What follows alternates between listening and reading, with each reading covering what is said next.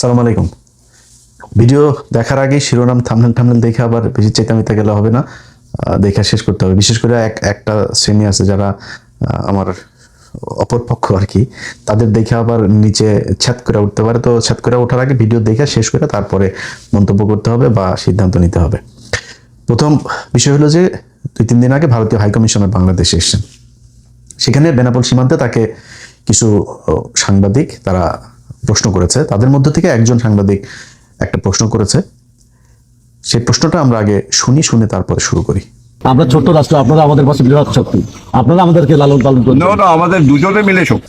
1971 সালে বাংলাদেশ থেকে কিছু তৎকালীন পূর্ব পাকিস্তান থেকে কিছু মহিলা আপনার ওই পারে গেছিল। এর মধ্যে সবাই না, কিছু মহিলা আবার ওইখানে দাদাদের সাথে লাগালাগিও করছে। হ্যাঁ, তো লাগালাগি ওই সময় তো ধরেন জিনিস প্রোটেকশন ছিল না, লাগায় আমাকে বাদায় নিয়ে আসছে। ওগুলি দেশে যখন আসে সেই যে সাংবাদিক হয়েছে, এই যে প্রশ্ন করছে না, এই সাংবাদিক হয়েছিল গিয়ে এই ওই যে সময় মা লাগায় আসছিল, যে ওর মা লাগানোর ফসল হইলো এটা। তুই ইন্ডিয়া, তোর আব্বারে তুই কোশ্চেন করবি, তোর এত ভালো লাগে তোর মারে, বোন রে, ভাবিরে সব নিয়ে যা আবার লাগাইতে দে, আবারও লাগাইতে দে। তো লাগাইতে দিবি, তুই নিয়ে ওই পারে যা। এই দেশটা আমাদের, আমরা 92% আমাদের দেশ এটা। অতএব এইখানে তোর মারে লাগাক, নাইলে ফাঁক করুক, যা মন চায় করুক, ওইটা এইখানে না, তুই ওইটারে মানে হালাল বানাইতে যাস না। ভাই এইসব কথাবার্তা যখন শুনি না, বুঝছেন, শরীরের রক্ত টকবক করতে থাকে। আপনারা তো মানে আমার কাছ থেকে খারাপ কথা শুনতে চান না, কিন্তু চিন্তা করতে পারেন, একটা দেশের নাগরিক যারা এই গেল কয়টা দিন আগে তাদের তৈরি করা একটা ফ্যাসিস্ট এই দেশ থেকে এই দেশের মানুষ বিতরণ করেছে। এই গেল 2টা বছর আগে 2000 মানুষকে হত্যা করেছে এই ভারত।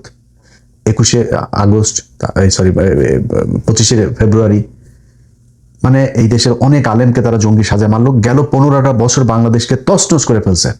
একজন সাবেক প্রেসিডেন্ট, তাকে ধরে নিয়ে জেল, এই হাসপাতালের ভিতরে ঢুকে বলে যে সে অসুস্থ, তারা নির্বাচনে যাইতে হবে। যে এরশাদকে সরাসরি এরশাদ বলে দিয়েছে সেই কথা। এরকম একটা দেশের আমাদের চিরশত্রু, তাদের সাথে আমাদের এখনকার যে সম্পর্ক, তো সবকিছু জানে।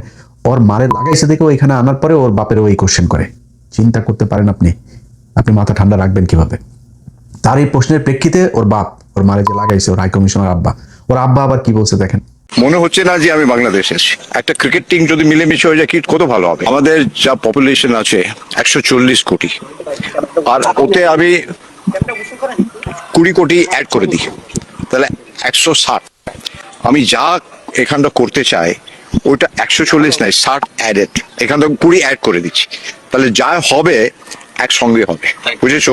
আলাদাভাবে আমি ভাবছি না, আমার মনে ওইটা ঢুকছেই না। দেখুন তো, হেঁটে চলে এলাম। সবসময় আমি বলি, একই আকাশ, একই বাতাস, একই যন্ত্র। তাহলে আমরা মিলে মিশে ভিসার সব বললে আমার সব মাথায় আসে। দুই ডেমোক্রেসি মিলে গেলে একটা ওয়ার্ল্ড পাওয়ার হয়ে যাবে, একটা পুরো ইকোনমিক ওয়ার্ল্ড পাওয়ার হয়ে যাবে।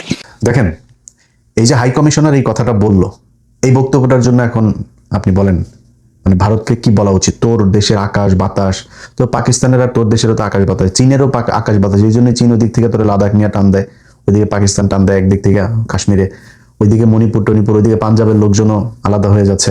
তো এই জন্যই তোর আকাশ বাতাস আলাদা দেখে সব খালি আলাদা হয়। খালি বাংলাদেশের আকাশ বাতাস তোর ভাল লাগে। বাংলাদেশে ও যেটা করেছে সেটা সরাসরি এই দেশের সার্বভৌমত্বের বিরুদ্ধে, একটা দেশের বিরুদ্ধে সে কথা বলেছে। এটার জন্য তার বিচার হওয়া উচিত। এবং সেই বিচারের জন্য আপনি দায় দিবেন, মানে এই দায়িত্ব কারে দিবেন? মাল তো যেগুলি বসছে সব ইন্ডিয়ান মাল বসায় দিয়েছে তারেক রহমান। এখন এদের কাছে আপনি কি বিচার চাবেন? এদের কাছে বলেও তো লাভ নেই।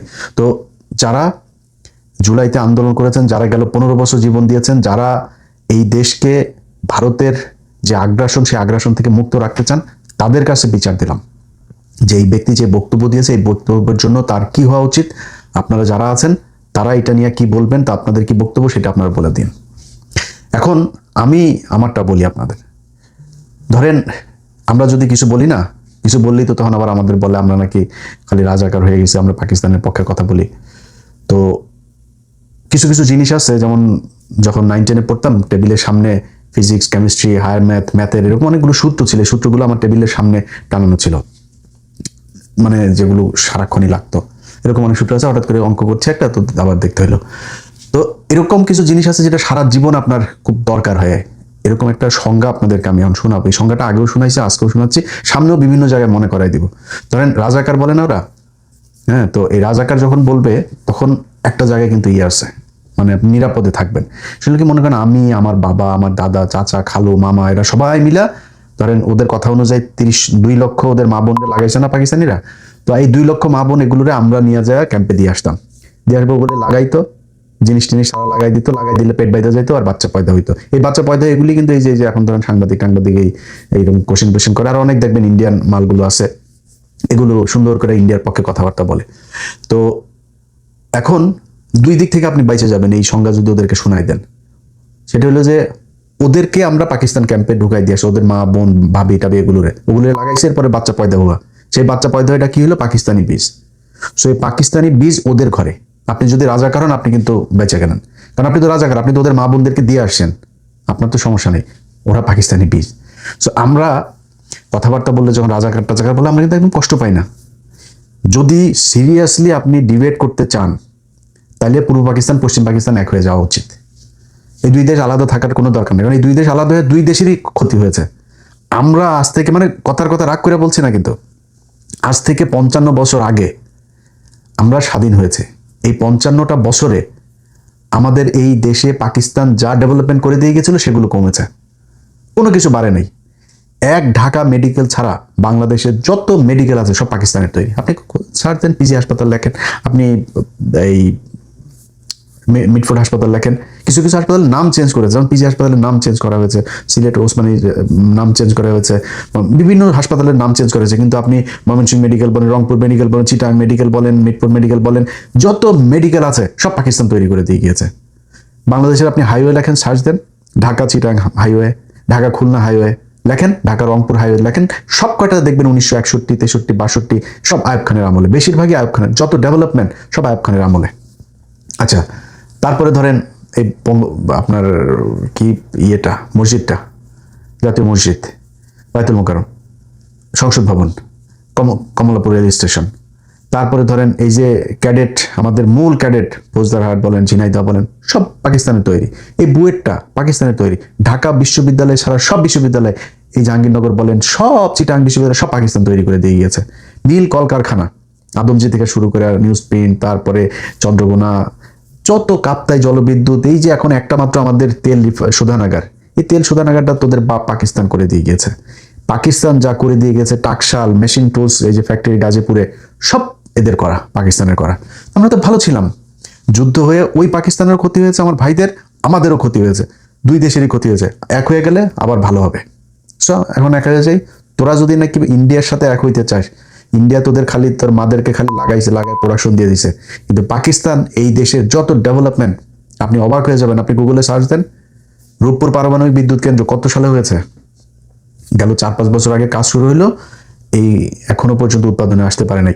1961 সালে পাকিস্তান এই রূপপুর পারমাণবিক বিদ্যুৎ কেন্দ্র প্রকল্প পাশ করে গিয়েছে। 1961 সালে লেখেন আপনি রূপপুর পারমাণবিক বিদ্যুৎ কেন্দ্র, এরপরে যান ওটা উইকিপিডিয়াতে যান, উইকিপিডিয়াতে যায় তারপর ওইটার ইতিহাসে যান, দেখবেন ওইটার ইতিহাসে কি লেখা আছে। আমার মুখের কথা শোনার দরকার নেই, আপনি উইকিপিডিয়াতে যান।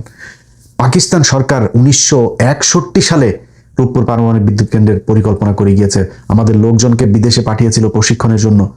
আপনি চিন্তা করতে পারেন যে পাকিস্তান সেই 1961 সালে এই পূর্ব পাকিস্তানকে কি বানাতে চেয়েছিল? যুদ্ধ করে 2টা দেশই সেই 71-এ ভারত পাকিস্তান যুদ্ধে ধ্বংস হয়ে গেছে। আমরা তো ধ্বংস হয়েছে, ধ্বংস হয়ে আমাদের স্বাধীনতা সব শেষ, ওরা স্বাধীনতাটা নিয়ে আসছে, অর্থনৈতিকভাবে ধ্বংস হয়ে গিয়েছে। এই হয়েছে আমাদের বাস্তবতা। এই বাস্তবতা আমরা আবার এক হয়ে গেলে আবার ঠিক হয়ে যাবে, সমস্যা কোথায়? চিকেন নেকটা এদিক দিয়ে খাই দিব, তারপর ওইদিকে মণিপুর টনিপুর ওরা সুন্দরী হয়ে যাবে, ওইদিকে পাঞ্জাব ধরেন এক চান্সে এদিকে স্বাধীন হয়ে যাবে, ওইদিকে লাদাখ মাদাখ অরুণাচল যা আছে চীন আর একটু ধাক্কা দিয়ে নিয়ে নিল, পাকিস্তান আজাদ কাশ্মীর আর জম্মু কাশ্মীর 2টাই পাকিস্তান নিয়ে নিল, ব্যাস শেষ খেলা। আর ওদের এই যে বিশাল বড় বড় করে না, এদের পূর্ব পশ্চিম বাংলা থেকে অনেক মানুষ পাকিস্তানের সাথে চলে, মমতা দিয়ে এখন আরামসে চলে আসবে আমাদের সাথে, নিয়ে নেই, সমস্যা কোথায়? নিয়ে ওদেরকে পাকিস্তান এখন যেটুকু আছে ওইটুকু বানাই দিয়া পারো, আমরা 2 পাকিস্তান মিলে ওদের চারিদিকে একটু ধরি যাতা দিয়া, সমস্যা নেই। তো তোমাদের কাছ থেকে আমাদের এইসব কথাবার্তা শোনার জন্য আমরা এত মানুষ এই গেল 15 বছরের জীবন দেয়নি। কথাবার্তা বলতে গেলে খুব হিসাব করে বলতে হবে। পাকিস্তান বললেই চ্যাত করে ওঠার কিছু নাই। আমরা কোনোদিন বলি নাই যে আমরা পাকিস্তানের সাথে এক হইতে চাই, পাকিস্তান আমাদের সাথে আসুক, পাকিস্তান আমাদের বাপ লাগে, আমরা কোনোদিন বলি নাই। পাকিস্তানকে আমাদের দরকার, আমাদের পাকিস্তান দরকার। আমার সাথে আমি মার্কিন যুক্তরাষ্ট্র ইউএসএ কে আমার দরকার, ইউএসএ আমাকে দরকার, আমার ইউএসএ কে দরকার, আমার চীনকে দরকার, টার্কি, যার সাথে আমার একমাত্র শত্রু হলো কি এই পৃথিবীর মধ্যে ভারত। এছাড়া আমার দুনিয়ায় কোনো শত্রু নাই। ব্যাস, কথা একদম পরিষ্কার। এদের পক্ষে যে যারা কথা বলবে তাদের পয়দা হয়েছে, ওর মা বোনরা ছিল ওই পারে 71-এ, আর আরেকটা হইল গিয়া আপনার এই কি বলে এই যে মিডিয়াতে আপনি দেখেন এই মুহূর্তে বিশেষ করে এই যে সাংবাদিক প্রশ্ন করে, এরকম সাংবাদিক কিন্তু মিডিয়াতে অভাব নাই। এরা গেল 15 বছরে হাসিনার পা চেটেছে, তাদেরকে এখন পর্যন্ত সরানো হয় নাই এবং এরা এখন ঘাপটি মেরে আছে, কিচ্ছু বলে না। আমি একদিন আগে বিডি ক্রিক টাইম, এই বিডি ক্রিক টাইম, সম্ভবত বিডি ক্রিক টাইমই এদের একটা পেজ, ওমা তারা এই জাইমা রহমানের একটা ছবি দিয়েছে। জাইমা রহমান হা করে আসছে, তার মানে দাঁতগুলো খুব বাজে। ভাই আমি হাসি দিলে আমার যদি আপনি 10টা ছবি তোলেন, তা আমার কোনো জায়গায় খুব বাজে লাগবে, কোনো জায়গায় একটু ভালো লাগবে, কোনো জায়গায় অনেক ভালো লাগবে, কোনো জায়গায় অনেক খারাপ লাগবে। তা আপনি হিসাব করে একটা ছবি ব্যবহার করতে হবে, তাই না? পুরা মুখটা হা করে মানে একটা বিকৃত একটা ছবি দিয়ে তারপরে এটা এমনি এমনি, আমি গতকালকে একটা পোস্টও করেছে এটা নিয়ে। এটা এমনিতেই হয় নাই।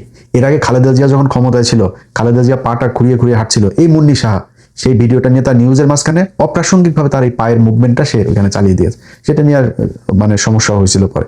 যাই হোক, তো এদেরকে চিহ্নিত করতে হবে। বিএনপি যদি মনে করে যে সব আপনাদের লোক, জীবনে যদি ওদের হাতে সুযোগ আসে তখন বুঝাই দেবে ওরা কাদের লোক। এই যে সাংবাদিক এই প্রশ্ন করেছে তার বিচার হইতে হবে।